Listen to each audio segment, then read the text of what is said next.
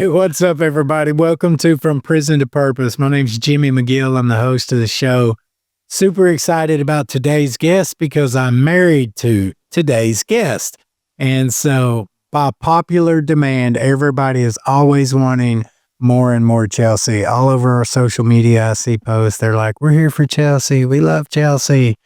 And for sure, behind every good man, that's considering that I am a good man, there's a good woman. And so, hi, babe. Hi. Are you happy?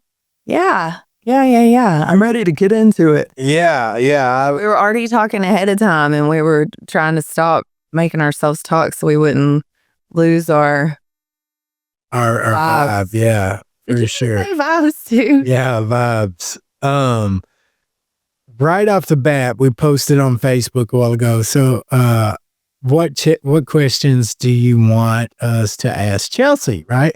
People want to know about you. They see us on social media and they see the highlights of our life, our ministry, the work we do. And so sometimes we get called this perfect couple, this power couple of recovery. What's your view of that? Do you think we're a perfect couple? No. Is that I think there's not two sides, but just like everything, there's a, I guess, yeah, two sides kind of. And absolutely, like if you ask me, it's so crazy, but I think you're perfect. Yeah, I think you're perfect. And I go get mad at you 5 seconds later. So, no, but as far as the power couple is really what kind of throws you off. Yeah, I'm like, I don't relate. Yeah, I don't see that either. But we've always naturally done the work that we've done. And so, yeah, I don't get a perfect guy. Anyway, yeah. So did I answer the question? Yeah, for sure. No, so what do we fight about? Oh, everything. Now we fight about, I think, what other people probably fight about: money, kids, you drinking water. What I eat, what I don't. A lot about next step. Always have been next step. We've come a long way with that. The worst of our arguments in our marriage have been over the men's. I don't know. I don't like to call it fighting, honestly, but yeah. But half the time, if I think we're in an argument, you don't. So you think we're perfect for each other? I don't think there's a perfect for each other. I think we're perfect for each other. I think you're probably perfect for me, but of course I'm going to glorify me. And then you piss me off, and then I'm like, well, if it makes you feel any better, you're definitely a pain in my ass. You're way more like probably aware of that kind of stuff that I am. Like 1 second, I think I definitely have the most perfect husband ever. I just don't use the word perfect a lot, honestly. Yeah, I'm a lot of things, but perfect's not one of them. John, you say that about my husband. John Severance has a question, and John says, who is currently Chelsea's favorite resident at Next Step? From what I know, everybody knows that. Who your favorite is? Yeah. Brock. Oh, Brocky Boo Boo. I will tell you that John Severance is hands down becoming one of my favorite residents. We have so many, it's really hard to say. I love everyone in their own way. Yeah. I'll tell you, a lot of the reason that, I would even say Brock is because, he fought hard. We've been through it for a long time now. Yeah. But when, like I was saying ahead of time, when you end up loving them and then they leave and your heart hurts, then you go, I'm never getting close to anybody again. And so sometimes when somebody sticks around like Brock does and you're kind of in it with them, you kind of, that's my friend, that's my family. Yeah, it's other ones though. It's crazy to see everything Brock's been next step. Like from the initial day he got there trying to get over on me with fake pee to pass his drug test because he went and got high before he got to us. And then him going to rehab, and then he completed rehab. And then, I mean, Brock broke every rule in the handbook. Like, he's definitely the reason we have a dozen new rules too, probably. Well, and it's funny because I didn't see him come in the house. Y'all called me on the phone. We can absolutely not take him. And then I threw that on you. And then it's so he laughed. Of course you did. You always do. You throw everything on me. But and then he said, when I first met him, I said, "Oh my gosh, you're a ginger." I said, "I would have kept you here if I knew you were a ginger," but I was on the other. So we always laugh about that because that's probably the truth. Yeah. Yeah.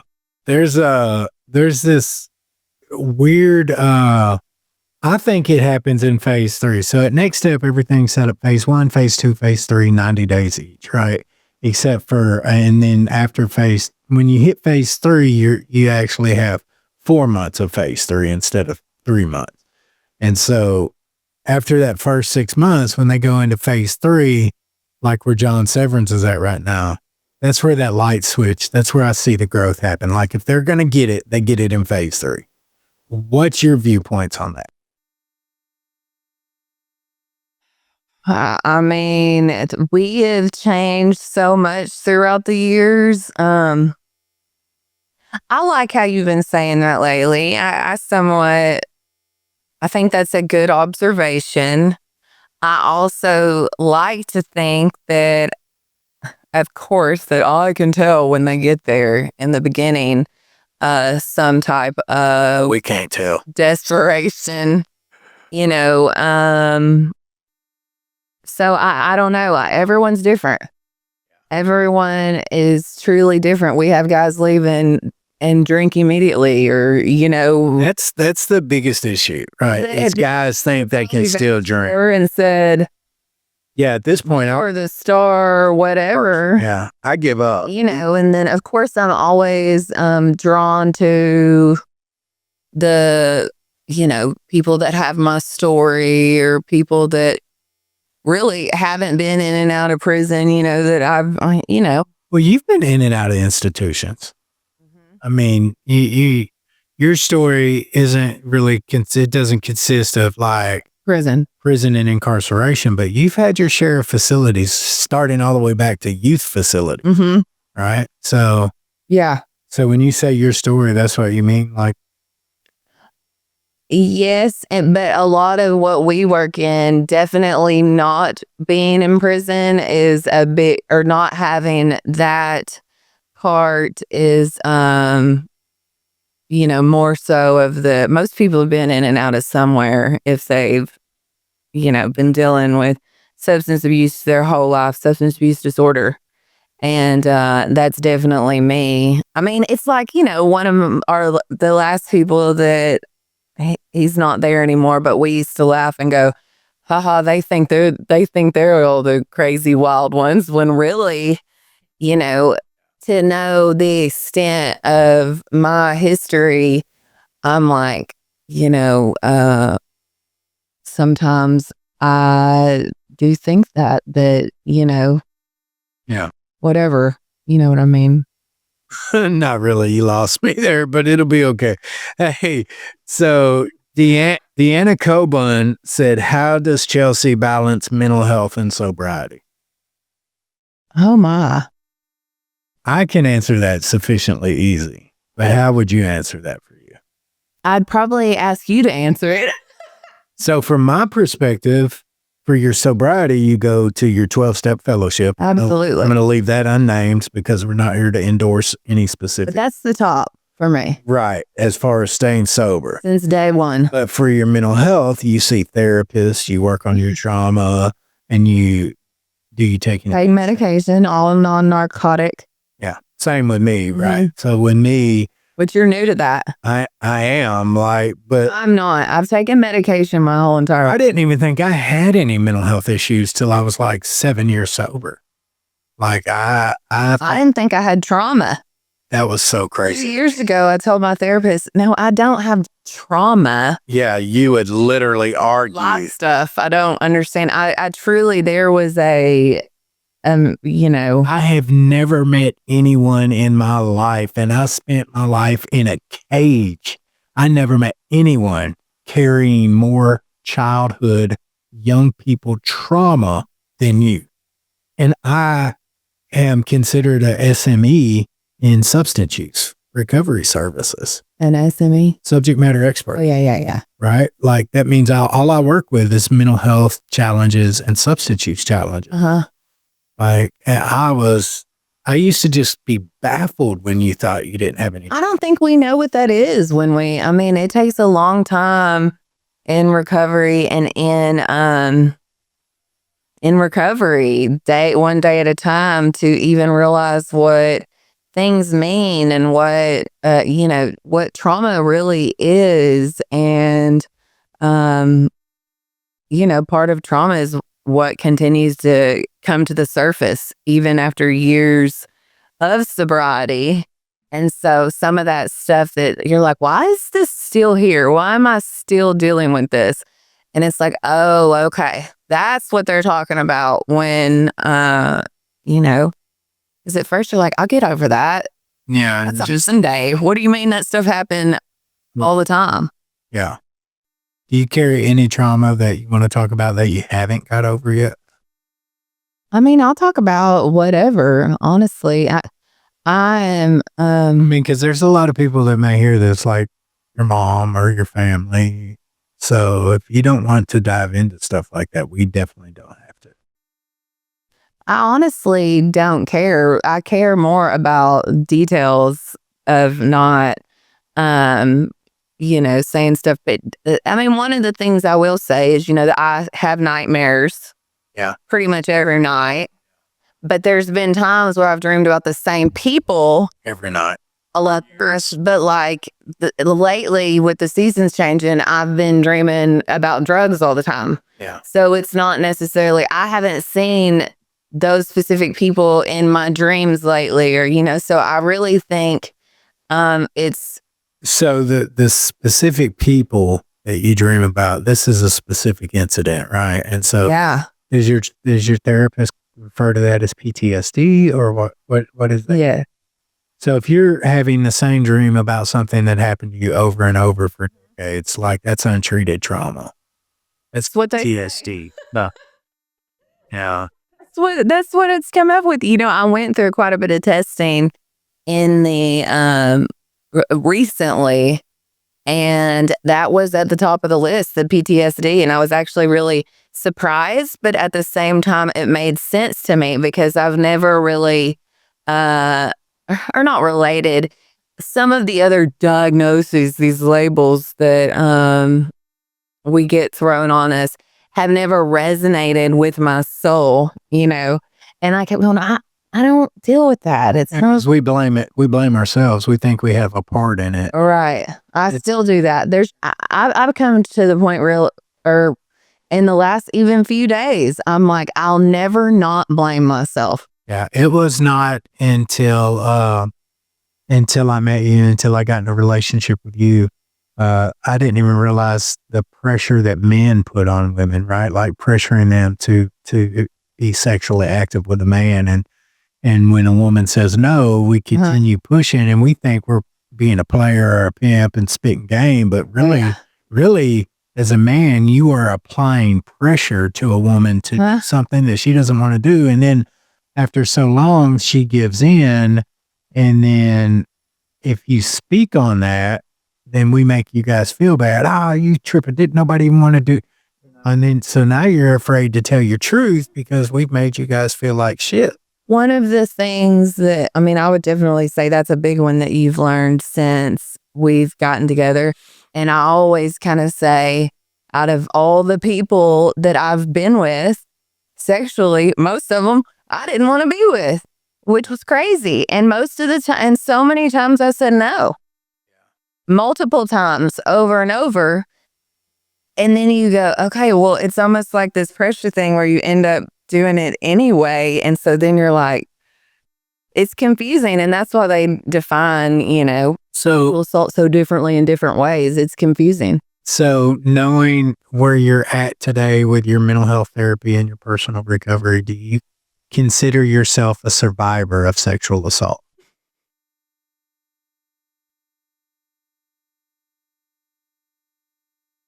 Yeah.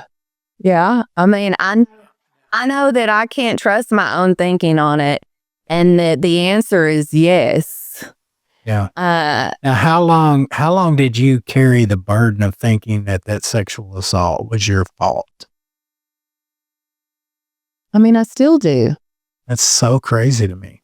See, I don't want to dive into the details of it on the air because Well, are you referring to one incident though? I'm referring to the worst of the incidents, like I where, was just making sure we were on the same page. yeah, I mean, just thinking about what you experienced devastates me. Like I can barely talk about it right now without losing my shit on the Yeah. show.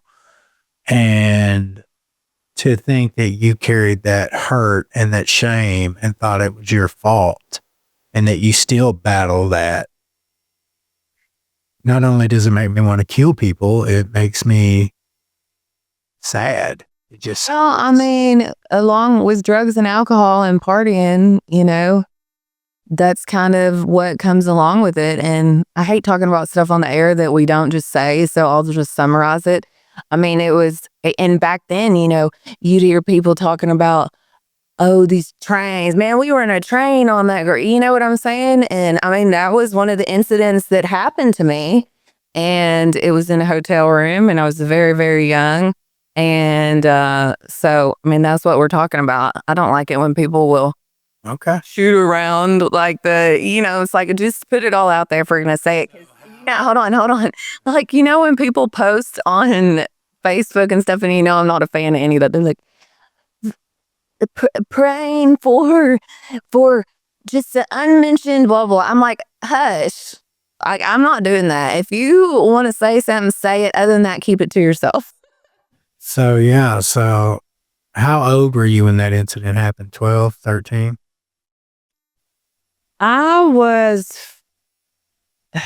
So I went into youth home at 14, and it was before that. I was younger for my grade. Yeah. So it was 9th grade when that happened. So it was around 14, but see, I always think that was, I want to say that, it may have been 15. No, it couldn't have been. I want to say that the age that we actually landed on in previous discussions was 13. Well, I was young for my grade. Right. So I was 12 in 7th grade, and I have a July birthday, and which I think a lot of times. Okay, so let's say 14. So a 14-year-old Chelsea is basically trapped in a hotel room full of men that physically pressure you to have sex with all of them. I mean, I don't know if you'd say physically pressured. I was just very, very, very messed up and scared.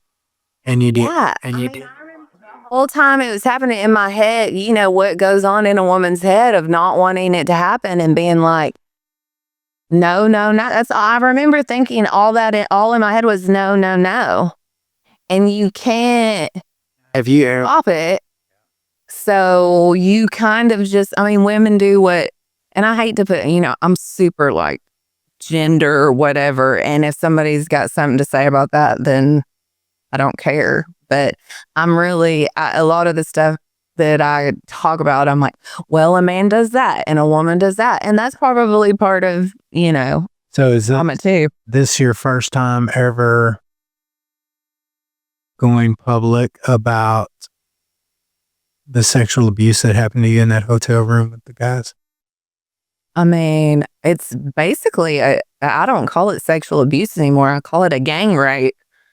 That's what it was. Yeah, for sure. And my therapist has helped me call it that because I look, I mean, that is what happened, but that's happened to, here's where I go, that's happened to many of people. Right. And that doesn't make it okay. That just means that you're one woman. It happens. Now, what happens, I get it, but what happens now when thousands of women hear you on this podcast say, yeah, I was 14 years old, trapped in a hotel room full of men, and they gang raped me. And I've carried that with me for years. You've never even talked to your mother about it. So she's literally going to hear this and go, what the hell? I mean, I don't not talk to people about it. Let's put it that way. I'm pretty open with stuff comes up. There's nothing there's nothing my mom, I would assume, thinks that wouldn't have ever happened. I just save people I save family the details. There's no reason to, get that into it. But I mean, a lot of my friends know, a lot of my newer friends, the ones that I'm in recovery with probably know that kind of stuff more than, I mean, my friends that I've grown up with have seen it all. Yeah. So, I mean, a lot of them saw me get jumped when I got jumped. I just still, I still minimize it all. Yeah. And a lot of it boils down to those 2 incidents, the being jumped and the hotel room. And there's so many more that I guess I kind of try to, I'm like, it just happened. That stuff happened my entire life. But I struggled with substance abuse. I mean, I was born with the disorder. So the second I drank the vodka out of my mom's cabinet, and took the whole thing with me to one of my best friend's house. And, that was 12. That was my first drink. And it was game on. Yeah. And I partied like a freaking rock star until I was 27, which, I mean, but thank God I got sober because I was still so young, but my partying was longer. Well, I want to just recognize the courage that it takes for you and any woman to speak up. And I love you, and I will always protect you, do everything, and to make sure you're safe. So, I do want to move past it because it's making me very sad. Okay. So here is some more questions. Okay. And this one is from Amanda Bass. Okay. Oh gosh. Yeah. She said, It's known me a long time. Yeah. Kind of scary. So Amanda Bass said, how does it feel knowing your husband has a cleaner criminal record than you do? That's a good question. How does it feel? It's funny. I laugh. I'm the one that originally said it. It's freaking hilarious because I have a minimal criminal, what's it called? Record. And both times that I have been arrested, well, I've been arrested 3 times. 2 of them were for domestic batteries. That's so soon. One of them was clean for a domestic battery. In sobriety, like 60 days, and got arrested and went to jail one night. And that was how it went for the other one night. And you have to see a judge on that charge because the state presses charges. I've learned this through time. Yeah. And so, glad you never tried that domestic battery on me. It ain't gonna work out good. You try to beat on me, it ain't gonna work out good. Oh, I know. Well, a lot of it was like, trying to get, like, I always had an apartment and I didn't have a lot. Don't get confused. But, I could hang in there waiting tables. And so I'd kind of be taking care of dude or whatever. And trying to get rid of them. And a lot of times it's hard to get a guy to leave when they're under your roof. Yeah. But anyway, and then the third time was a public intox. Oh my gosh, by the grace of God, I'm grateful for that because I was on the road driving drunk. But by the time they got to me, I was walking into a bar. Yeah. I was parked walking into the bar. And so I really got lucky. I'm lucky I didn't kill anybody, but a lot of my living amends are from DWIs? No, I don't have a DWI. You mean a lot of my living amends are from the way I drove. Drunk. Correct. And how scary. So now I drive like a grandma. And like one of the things I even called my sponsor out one time was me texting while I was driving because I was driving to El Dorado and we had that women's house there. And I was messing with my phone the whole time. It's a straight shot all the way there. There's barely even any people on the road. And I had to call her. This is this stuff that, I mean, it weighed on me. And I was like, I got to tell you something. I was like, I freaking like text and was on my phone the entire time that I was driving. And she was like, thank God you told me that. And, you know, something that seems so like probably to other people like, okay, that's kind of weird. No, she knew in her heart that I needed to do that. And I still think about that. And I'm like, when I do that, I need to call her again. Yeah. So you've got a little bit of a history there. So the question is, how do you feel knowing my record is better than? Oh yeah, the question. I don't know, because you still have supposedly failure to appears on yours, so we laugh about that. Yeah, but it's still better than yours. Me, who went to prison 6 times, 19 felony convictions, have a cleaner record than you do. How's that make you feel? Ain't no supposedly. That's true. We need to look. What's so funny about my second charge, I got the first one taken care of, but you can't get expunged on the same charge. Listen, if you have any charge on you right now, my record's cleaner, Chelsea. Do charges stay on forever? Baby. Do they? Yes. We've never got that far into it. I just kind of laugh about it. Okay. So, next question. Violent criminal. What's that? Ashley thugging. She's thugging, Ty. Ashley Davis wants to know where you got all that cake at. Cake? That's your butt cheeks, babe. That's the least part I had taken. Are you sure that's butt cheeks? I think so, right? Like cakes is butt cheeks. Like make the cakes clap. Ew, babe. Yeah, that's what she's saying. Ashley Davis said, where'd she get all that cake? I was thinking like, the cake. No, I thought that too, but I was like, first of all, when we were growing up, we said, caked up, man, she caked up, remember? And people used to make fun of people. Oh, because you had money. Caking. No. Oh, yeah, caking is in like, oh my gosh, we are old. Yeah. Dude, you just over there caking on that girl, man. Yeah. Quit all that. Good. I like that one. No, but I did kind of think about all the stuff that you provide. Yeah. Which is funny because we don't have a lot, but we definitely God's took care of us. looks like it sometimes. Oh yeah, for sure. It's easy to look at social because people only post the highlight reels of your life, right? Yeah. So when they see us live together, we're in a really good mood. We're vibing. We do click. We do have compatible personalities. Like we like to have fun. You and I, we'll sing, we'll goof off together, and people are like, "Oh my gosh, you guys are adorable." Oh yeah, you mean Yeah, like have like that. I thought it's how we dance together. But okay. Oh no, I'm We horrible. definitely don't like the same type of music.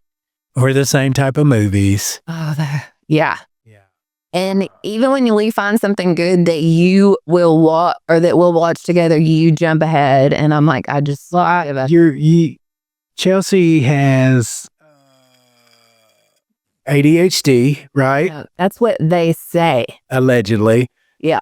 And so, And I struggle with anything like that. Whoop-de-doo, that's what yeah. So I don't. So I can watch a movie and be done with it. And it takes you 6 hours to watch a movie. You literally will rewind, press play on the same part 37 times. It just depends. That's what it is, babe. It's okay. But I mean, if I'm doing laundry at the same time, I mean, I don't like to watch a movie with that. That's your thing. You can come home, watch a movie. You can be on your phone and watch a movie. Yeah. That's not necessarily what I like to do. I like to be walking around the house. I like to press pause if it's one of my dorky reality shows or a documentary, and I can go do something and I can come back. Yeah. So Chelsea likes you like a lot of documentaries too. I don't. I've watched most of them, so I'm actually kind of died out on them, and I've kind of come to where I'm kind of over watching murders and stuff like that. So, I've been talking about Martha a lot. I loved watching the Martha documentary. I love my crappy reality shows. Okay, so are you ready for another question?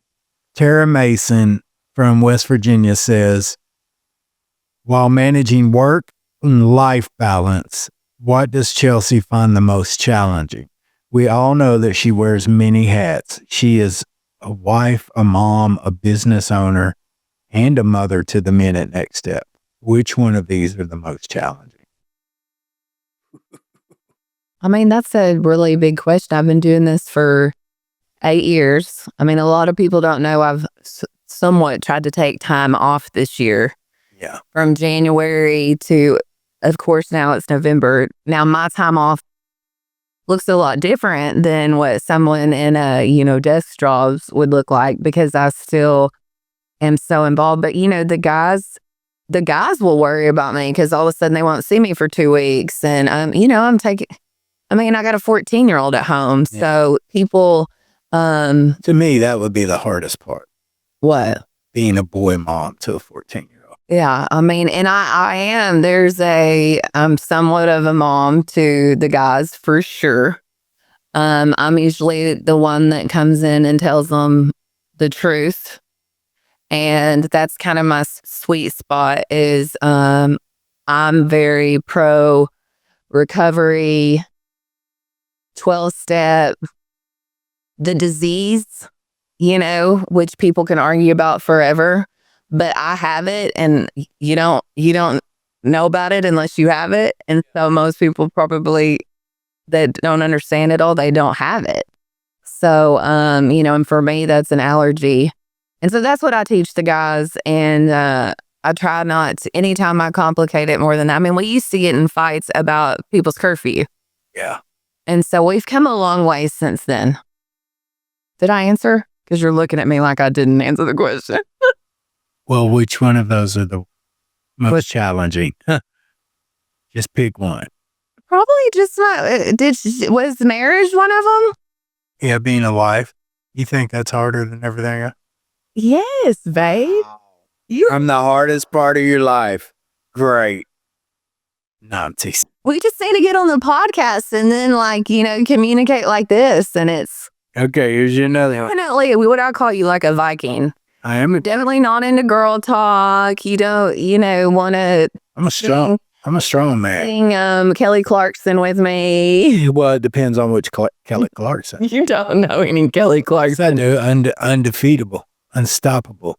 I'm unstoppable. That's Sia. Oh, what's that Kelly Clarkson? What's the new one she did? A new one? Yeah. Here's a question from Lindsay Wilkerson. As a woman in recovery, when did it feel appropriate for you to start dating or getting into relationships? 1 year sober? Here, I'm just curious. So Lindsay has 1 year sober, and she is curious about your viewpoint. When was it appropriate for you to start dating in recovery? I mean, I'm for as long as you can. It depends on everybody's situation coming in. I had a 2-year-old when I came into recovery. Some of the first guys that I thought that I would date, they were still people from my past. Like, that were still smoking weed, still using.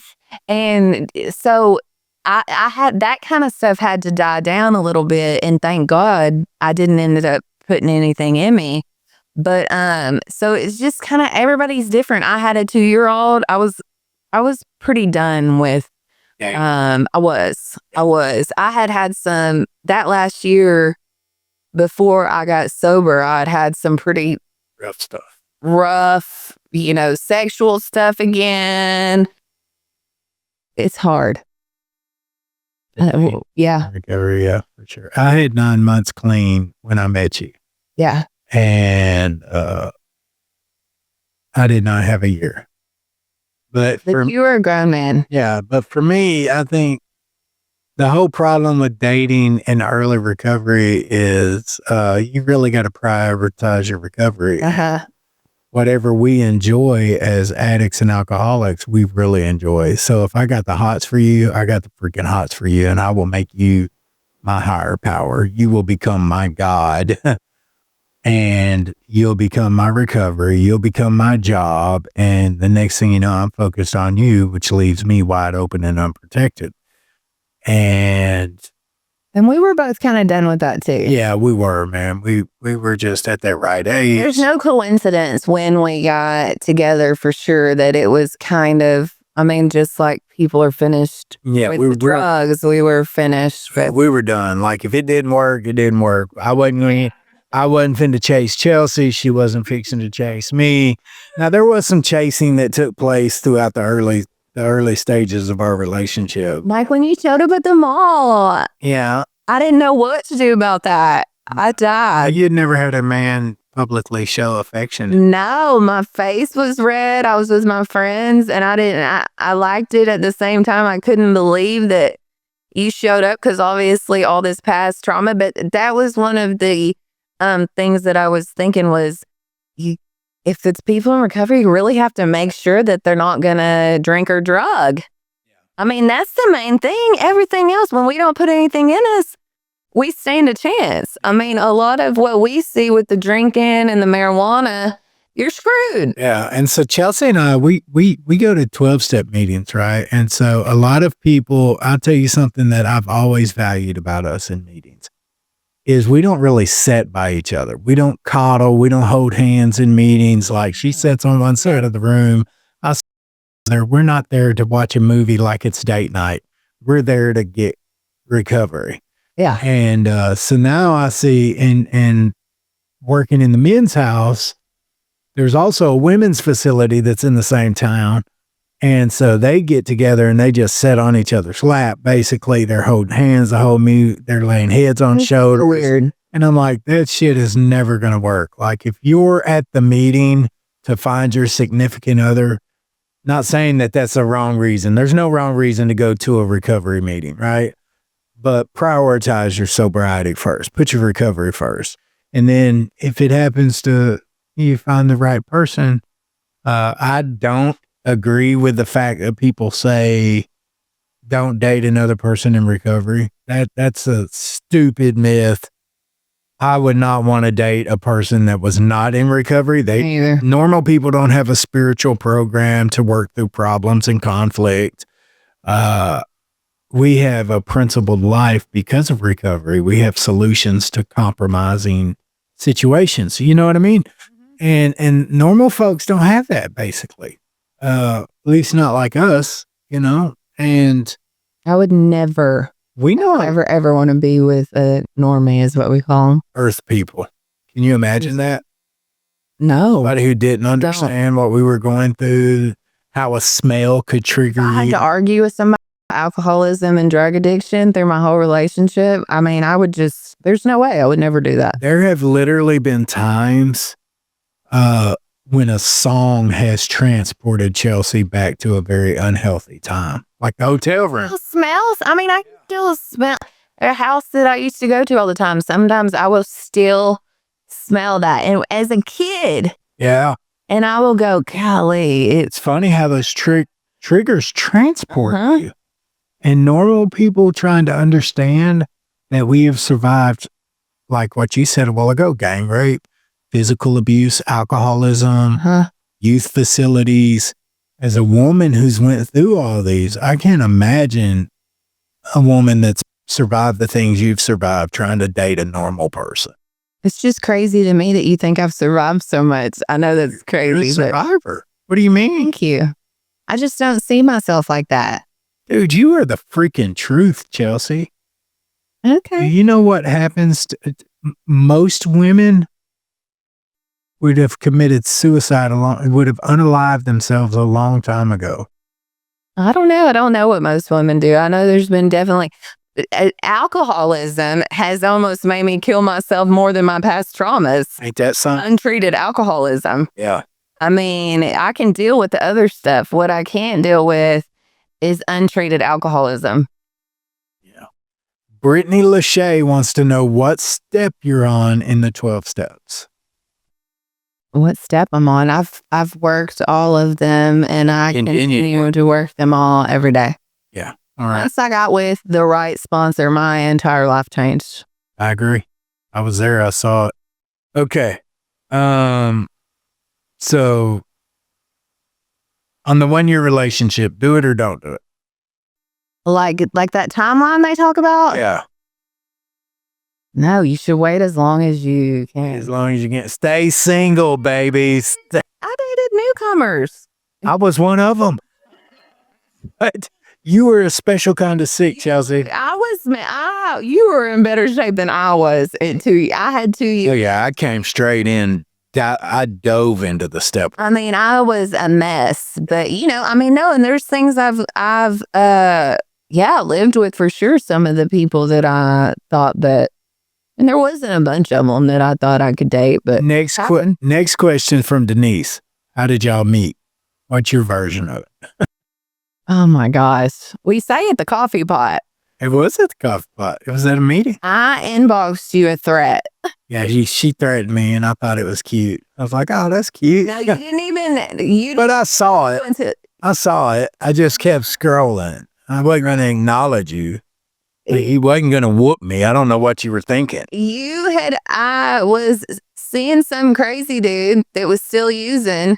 Yeah. And threatened him for somebody else. You just got out, and I had seen you at a meeting. Yeah. And so when the guy told me, and it wasn't anything serious, when the guy told me, I said, you tell him you've seen him in a meeting. Yeah. And that you're trying to get your life together. And that shuts you up. Didn't it? Yeah. Yeah. I felt bad because I was threatening a kid, but, unique journey, being married and working in the recovery space. I'm not sure, Stephanie, what that.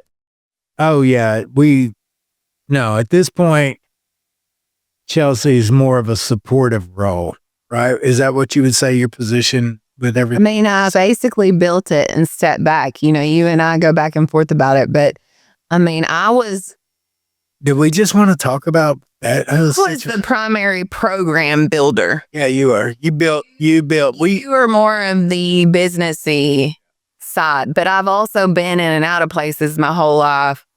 And I had already, my first meetings, I was 12 years old. Yeah. Right now, though, Chelsea does not work. You don't work. You haven't worked for a year. You just. If that's what you want to call it. Yeah. But she did. She built next step. Medicine questions this morning. I finally told, our staff to call or other people. Yeah. And, I'd kick people out. I mean, you don't call that working, babe? Really? No? Oh my gosh, you're crazy. And now welcome to what we argue about. Yeah. This is why I did take off work and take a step back. And Rachel Williams has a question. Go ahead, babe. I'm done. Rachel Williams wants to know, do you have a self-care routine? And if so, what does it look like? Keeping in mind that self-care and recovery are different. To you, they may be. They're different to everybody. You can't tell me what's different to me. Self-care is taking care of yourself, and recovery is staying sober. Okay. I don't. My routine is one routine. What do you do for self-care? To the best of my ability, or. So what does your self-care routine look like? To me, it's all part of the same. So for me, my self-care is a bubble bath with candles, a full body massage. I like essential oils. Yeah.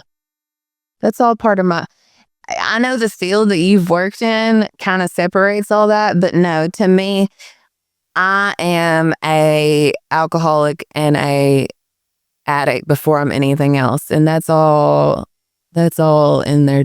That's all the same routine to me. Yeah. Now, how long have you been sober?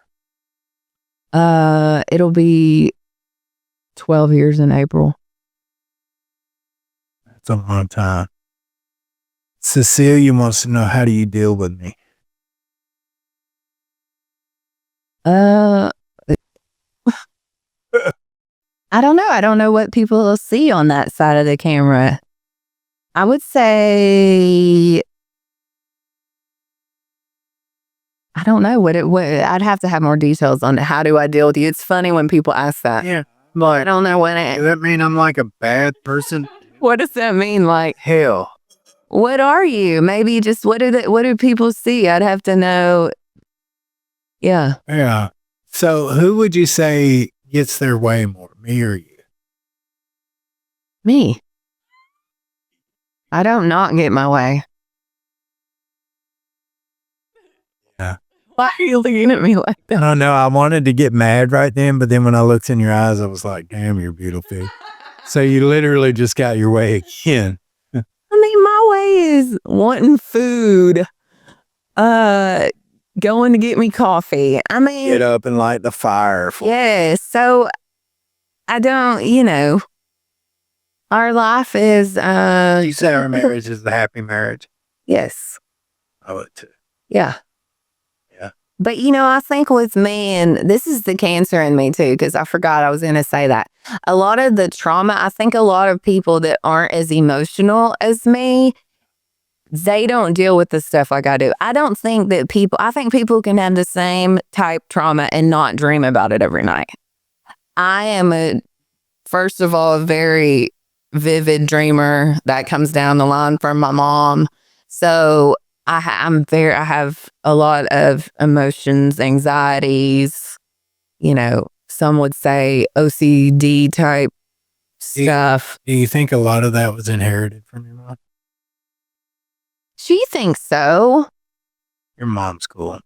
She thinks so. I don't necessarily, I look at both of us and I think we're just regular women. Yeah. So here's a great question. Would you say that your mom's favorite part about you is me? Everyone in my family's favorite part about me is you. Oh, that's not true. Your mama loves you. Bull crap. No, they do. But I mean, you changed our whole entire lives, all of ours. And one thing that, I had made my mind up at that point in my life was if it wasn't a person that was close with my family, I just wasn't going to do that anymore. I'm not going to have someone that... Which basically means you were going to be single. Your family, yeah. Because nobody was ever going to get to your family. Like, nobody was going to get around your mom. Nobody was going to get around Lisa, Chris, cousins, Nana. They claim I hid people. Y'all claim I hid you. You did hide me I didn't. So, here's a fun fact. When Chelsea and I first met, I was really unemployable, right? Like my history was very bad. I didn't see it like that. I mean, it's true. Like I couldn't work. I had a temp service, a friend of mine named Joe. She was running a place called City Connections, and she would get me temporary work for $10 an hour whenever she could. And it was inconsistent at best. There were times I could work for a day or two at a hotel. I literally had to start going to school to get a Pell Grant to help me pay my rent at my recovery house. And there were times that I couldn't pay rent there was once or twice you had to help me pay my $100 a week rent. There was also a time once or twice where Chelsea had to help me with a $60 monthly phone bill. That's bad as a man when you can't pay a $60 phone bill.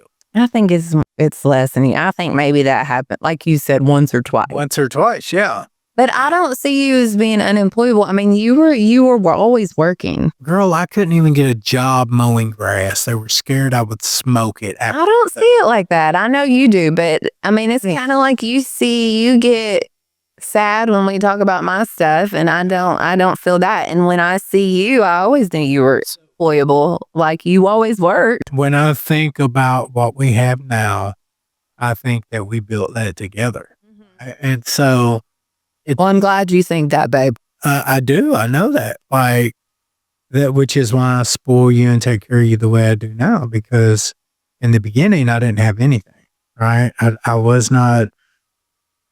Nobody wanted anything to do with me. The only person that believed in me, actually, other than you being in a relationship with me, the first person that actually believed in me with no reason to believe in me was your mama. Like when I called Diana Gray and I said, I would like to ask Chelsea to marry me, I was literally working for $10 an hour part-time with Gary McDonald whenever he could hire me. I had no place to live. I was still fighting a drug charge. Had about 18 months clean. Like I had no reason in the world for your mom to think, okay, this kid is going to be able to provide for my daughter and son. Yeah. You know what I mean? Like And she said, yes. And I'm like, oh my gosh, she's got to be crazier than I am. Because I think the same about me. Gary had told me, listen, if you ask her parents for permission, you have to respect whatever that answer is. And so I'm terrified your mom's going to tell me no. And then looking back now, you know, we've been able to buy a car and a truck and a home. We've been able to, you know, raise our son and build Next Step from an 8-bed facility to, well, this month we'll expand to 50 beds. And still broke for sure. We've been able to start the recovery law enforcement to hire men. You know, God takes care of us. We have food. You know, no coincidence. All the things. It's magic.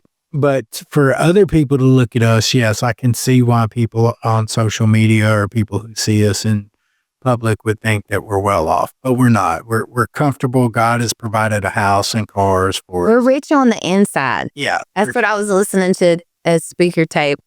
And, you know, I was like, that's what I want. I want to be rich on the inside. Well, we are. You know, and we have no financial need, right? I would say that. We have no need. Which is what I guess regular Americans are. I mean, we live paycheck to paycheck. Right. And God is taking care of us. He's removed the needs. We buy too much food. We do. So I've stopped doing groceries because I'm like, if we're going to eat out, we're just going to eat out. Just go eat out. Just smash. You know, sometimes, I mean, like I'll buy our shoes on Afterpay or whatever, you know. But anyway, enough about the. So what would you say the number one challenge about, oh, wait, here's another question. Heather Jackson wants to know what's your favorite part about Next Step and what's your least favorite part. What a good question. It's so funny. I guess everyone always wants to ask me about Next Step. And then it's crazy because you're like, you're a supportive role. Like, what? It just goes to show you how far off a wife and a husband can still be. I mean, this is us, right? Next Step. What's my favorite part? What's your favorite part about Next Step? I mean, I love taking guys to meetings. Yeah. And right now I'm really excited. I finally have a guy that wants to play guitar and that I can send songs to, and he actually listens to them. Yeah. So that's my new friend, Zach, my bandmate. And Carter's going to be in the band. And, but like, you know, it's nice. You get a refreshing, you know, person that you kind of relate to, or I just really hope we end up getting to play some music together. And I'm scared to death, but I love music. It's a really big part of my life. So the question is, and your answer to the question is taking guys to meetings. Taking guys to meetings. Okay. And what's your... When all fun, I'm telling them that truth. Yeah. What's your least favorite part? Kicking them out, probably. No, I don't mind that. That's my thing. Where have you been for 8 years? For how long? You know, what's crazy is my least favorite part is when they don't get the disease. When they think they can, yeah. Or just any of it. When people think that we don't, or when people don't understand that we have a illness that is not curable. Yeah. So Dana Dewberry is asked, how do you separate your personal recovery from recovery work? You have no problem with that. Your personal recovery has always been first. So it's a two-part question. I mean, I'm dealing with some stuff now I came here, we moved here, and now all of a sudden, I mean, I can just put this out here, right? I mean, all of a sudden, I'm rethinking the way that, what my recovery is going to look like here, because the meetings have turned into all the halfway houses. I hate saying halfway house, but it is what I mean, recovery houses. So, no, I mean, when we were in Little Rock, I didn't share for years. What do you mean? Oh, yeah, she separated. Great. No. The next question is, how do you deal with people who relapse? everybody's different. Like in the houses, I mean, I get every single detail that I can possibly get. If something like that happens, I'm going to hammer absolute Truth. every detail out of you, and then we'll evaluate from there. Yeah. You're yawning on me. I yawn. Ty said, yeah. Well, you're looking at your phone at the same time. Well, I was Why don't getting you read question. that? Yeah. Yeah. What is your favorite movie, Chelsea? Do you know what my favorite movie is? Yeah. Pretty Woman. Pretty Woman. Duh. And it's been forever since I've seen it. I could probably think of more nowadays. What's my favorite movie? Oh my gosh. The dancing movie. The drum movie. Drumline? Step. Stomp the Yard. Stomp the Yard. Yeah, it'd be all right. And I watched it when you were out of town recently, remember? I told you. And you like those movies. What's the Bruce Willis movie you like? Dawn. Oh, Red. Oh, no, I love that one. You made me watch. Those are so good. But that's it, Red.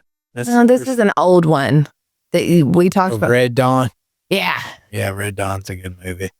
Have you ever thought about writing a book? Oh, yeah. My whole life I used to say that. Yeah. I was a writer. I was a co-editor-in-chief of my high school newspaper. Okay. I still talk to my teacher. Yeah. Sometimes, I was always shocked with my teachers because it always happened that they would come to me about my writing skills. And I was always shocked. I mean, I knew that I enjoyed writing because when I was in youth home as a kid, I wrote a lot. Like, you wouldn't believe the stuff I used to write about myself. It was crazy. Yeah. Poems, lots of poems I used to write. Yeah. And so, I used to say that I was going to write a book all the time. And I've talked about it with people. I've looked into it. Yeah. I almost had somewhat of a writer's block for years and years and years. So we'll see if I find some type of passion in that again one day. I don't know what tomorrow brings. If your life was a book, what would it be titled? Ooh, that's a I used to always say it was going to be When Chelsea Speaks, Everybody Listens, because my mom used to say that. Because that was the maiden name? I was also big into Dr. Phil growing up. I always used to think that, like, I was going to be like the next Dr. Phil. It's going to be like Dr. Speaks. Yeah. You could be shit. We'll have a book around. Yeah. Now I think that I wouldn't even be at a point in my life to write a book. There's so much going on. I have been in such a limbo/recovery journey for years now, and I'm just getting started. Yeah. I'm just 12 getting years sober. You're just yeah. It's a journey. Right? I'm about to do, EMDR with my therapist. I don't know a lot about that yet, but I love her. I've been with her for years, and we're just about to get into stuff like that. So I couldn't imagine the difference in a book I would write now and a book I would write at 50. Yeah. So if I come with a book, I'm coming with you coming with that title. a novel. Oh, yeah. That's good stuff, man. How do you feel? Do you enjoy when we go out and people recognize us? Is that something that's cool? Like, I know when we went to the Jelly Roll concert, there were a lot of people who stopped us. Oh, yeah, like out in the thing. Yeah. It doesn't bother me one way or not. You probably would think, yes, it bothers me. It doesn't bother me. Did it bother you that girl almost kissed me? No, I thought it was cool seeing her so emotional over. It was funny because we really did think she was gonna kiss. I was like, yeah. I mean, she grabbed my face. I was like, oh my gosh, this complete stranger is about to kiss me in my mouth. No, I think there's some type of maturity with our relationship for sure that I enjoy when people get the privilege to meet you and they think it's so important. I think part of me not when I don't want to see people is more of like when I'm spending time with you, or I'm like in freaking pajamas, or a lot of it revolves around, hey, what, like, I mean, the second someone sees this, it could possibly get into helping their, family member that doesn't even want help. And I mean, that's just the truth of it. And so we've gotten better about answering those questions over time. Now I say, have them call me. Yeah, for sure. But, I can't even imagine what like super duper famous people could think the second everyone says something to them. It's what do they need? Yeah. 100% agree with that. It's very seldom, it may always start with like, oh my gosh, I love what you do. I follow you. I think you're amazing. And then it goes right into this ask. But at least they have the balls to do that. I've met some of the people that I really wanted to ask questions to. And didn't. They're like, NF, I cannot believe you. NF, face to face. I could have. And said hi. You said hi. But when you met. And thank you. But when you met Jelly Roll, you did really good. But I still didn't. No, you did. You asked him. You said, hey, what was your favorite song working on the album? No, I didn't. That was one of the things I wanted to ask. All I said was, I'm a fan of your music. And to me, that will never express what music does for me. Like, it's not even about anything else. Like, yeah, I wanted to like break down the album and all that stuff. And so, you just that can't come across in a one-time little meeting. I've decided after that, I'm like, I'm good on not meeting any of my heroes. I'd say favorite musicians. I don't know if I had the chance tomorrow to meet one of my favorite musicians, if I would. Yeah. That's been a cool part of our life and the journey on social media is we've been, we've been able to connect with some pretty cool, actually famous people. I got to go on Alice 107.7. I loved that. Yeah, we did the Alice 107.7. So Heather's a cancer. And so she reminds me of me and one of my old best friends, Richard, when they're doing their radio show. And then I met, one of my all-time faves, Gavin DeGraw, and I left crying. Yeah, he was good and drunk. He was, and it's okay. I mean, he's a great musician, and I haven't listened since. And it was nothing to do with him, but there's something about it. I mean, I laughed all the way home and cried at the same time because I had never heard the "don't meet your favorite people" kind of thing. And so I've learned some lessons, but oddly, NF was not messed up at all. And that is one of my. He was humble. He was super cool, and it was structured. It was, he was there meeting his fans, and he really, he wasn't messed up. Yeah. And I mean, even our guitar teacher, he said, oh, you want to give them a break. And I do. It's not that. It's something in me that stays away from drugs and alcohol. Yeah. I think my favorite personality that we've met on this journey is probably Ian Bick. Like he's not the biggest that we've met, right? No, I mean, I get what you're saying. I know he's pretty neat. Yeah, the fact that he will stand up in front of everybody and say, I was bullied, I was sexually harassed by a guard, I will tell on you if you try to hurt me. Like he's just authentically, unapologetically real. And that is a trait that doesn't really exist today in society. Uh-huh. And he's my favorite. He's humble. No matter how big he gets, he always makes time for the little people. And he likes, he's cool. He's just really cool. Well, the difference between you and I don't know how many people know this, I don't do a lot of social media. Anybody you're talking about, I've never even watched a video of theirs. There's people that I really like that I've never watched their stuff. I mean, maybe that's where the music part comes in. And I don't get on a bunch of YouTube. I don't watch all that stuff. So you're very anti-social media. Probably. And you're married to a social media influencer. Mm-hmm. I guess. Yeah, if that's what. That's a trip, huh?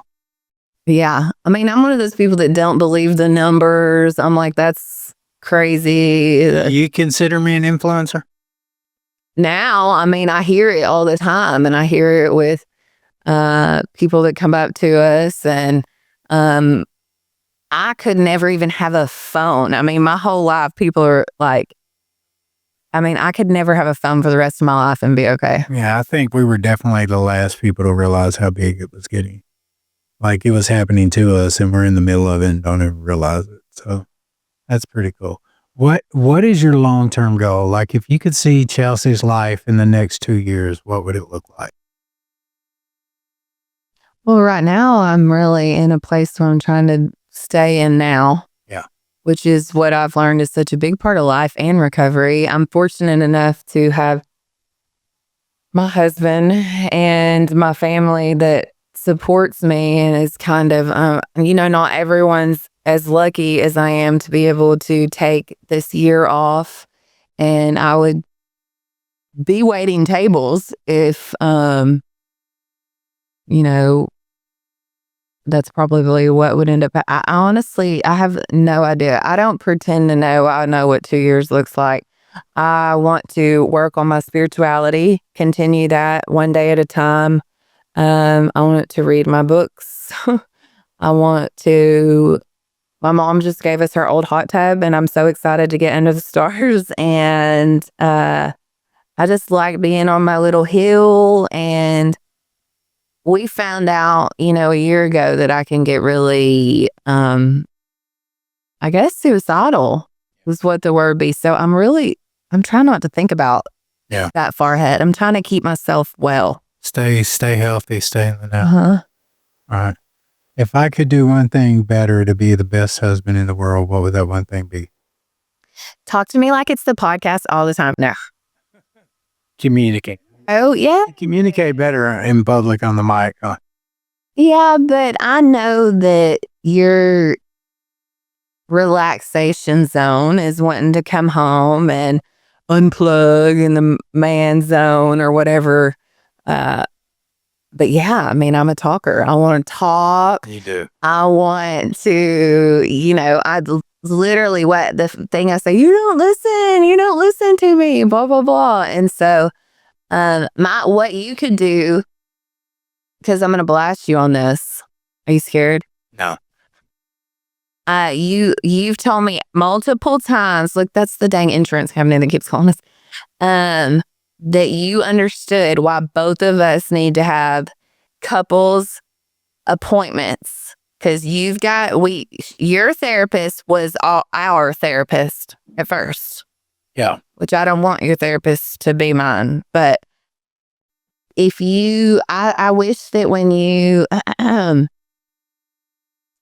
that when you say you get something, and to understand that I don't have to explain it over and over again, and like that you truly understand that that's like super important, and I don't have to Yeah. But now I refuse to do it with you anyway, so. I get it.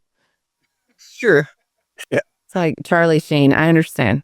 So what would you say in closing to all the women out there who were excited to see you and to hear you? And what would the last 30 seconds, what thought do you want to leave them with? Oh my gosh. To the new women in recovery. Such pressure. New women in recovery or women? Whatever. What do you want to leave your listeners with?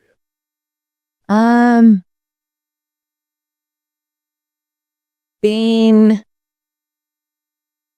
unapologetically myself has been such a journey that I wish that I would have, you only get there when you get there. But I've always worried about, I say too much, or what this person thinks, or, so that would be something that I said to the next woman is just be you. But sometimes we don't know who we are. But, it's true. You can't be anyone else but exactly Who you are. who you are. Yeah. You've taught me a lot of that. Aw. You have. And you're so supportive of me. And I probably would not be where I am today without you, like emotionally, without, you being there for me and reminding me that I'm wonderful just the way that I am. And that, I don't know how you did it, but you tamed this Mustang. You're a Mustang. I tamed the Mustang. I know how I did it.